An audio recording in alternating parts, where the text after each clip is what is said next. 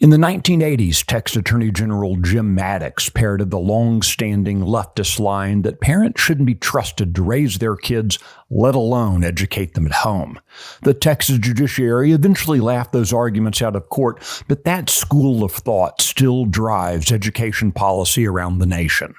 And it does so at the peril of our republic. I'm Michael Quinn Sullivan with a reflection on life and liberty.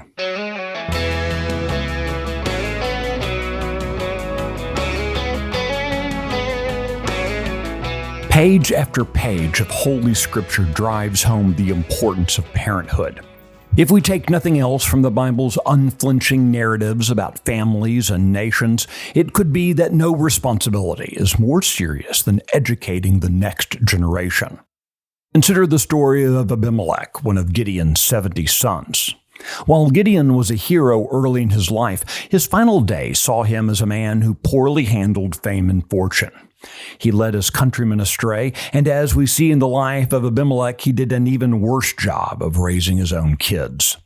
Gideon had refused to become a king, which was a good thing, but Abimelech had other designs. He killed all his brothers except one and went about the task of subduing the country.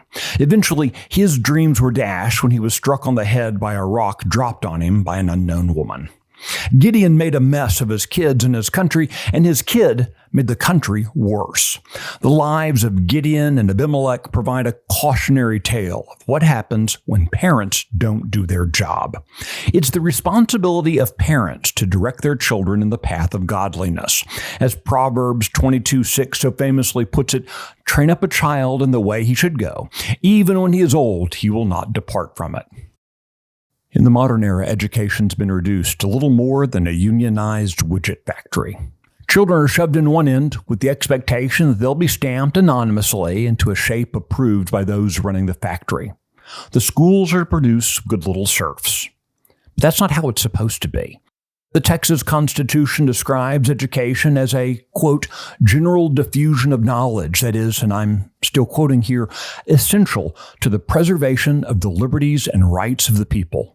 In a rather short period of time, we went from a system devoted to ensuring the preservation of God-given liberties to one pushing pornography in libraries. In the upside-down world of modern government education, children are taught that the color of their skin is more important than the content of their character. Meanwhile, the academic evidence indicates that our schools are failing to effectively teach reading, writing, and arithmetic. Education's gone from training up a child to tearing down the moral and religious upbringing students received from their families. We all know Jim Maddox was dead wrong. The state might do a decent job creating serfs, but it does a miserable job building up citizens in the godly pursuit of liberty and self-governance. As parents, our most awesome responsibility isn't building wealth for ourselves or providing material trinkets to our kids, but rather securing the future of our children and of their republic by training them to love God and serve their neighbors.